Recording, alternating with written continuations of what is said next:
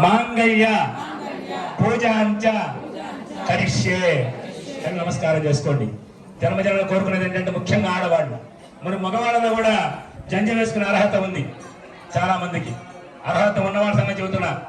ఇప్పుడు కొనుక్కోవటం వేసుకోవటంలా రాసుకుంటారు. కడ్డీలు కర్పూరం జంజం అంటే అప్పుడు కొనుక్కొచ్చుకోవటం అనమాట. అప్పుడు వేసుకోవటం ఆ కాసేపంగా తీసేయటం. ఒక ఆయన అడిగా ఏందయ్యా పరిస్థితి అంటే, ఏమండి నేను అసలు అన్ని రకాల పనులు చేస్తున్నాను అందుకని తీసేస్తానని చెప్పాను. అలాంటి పరిస్థితి వస్తుంది. వేసుకోవడం సంగతి తీసేయి, వేసుకునే వాళ్ళే మానేస్తున్నారు.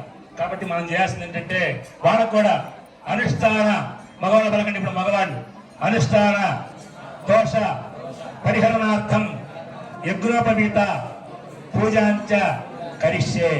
దీని అర్థం ఏంటంటే ఈ కళ్యాణం చూస్తే మాకేమొస్తుందని అడిగాడు ఒక ఆయన.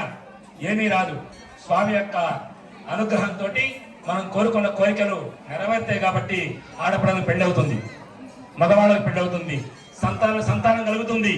మనం కోరుకోవాల్సింది ఒకటే, స్వామి నాకు చక్కగా అన్ని కోరికలు ఇవ్వు, నీకు చెప్పాల్సిన పనిలే, నా బాధ్యత తెలుసు కాబట్టి అని మనం నమస్కారం చేసుకుంటే చాలు. ఏ బోలో మోత్యంపాడు లక్ష్మీ నరసింహస్వామి వారికి, ఏ బోలో మోత్యంపాడు లక్ష్మీ నరసింహస్వామి వారికి, ఏ బోలో లక్ష్మీ నరసింహస్వామి వారికి.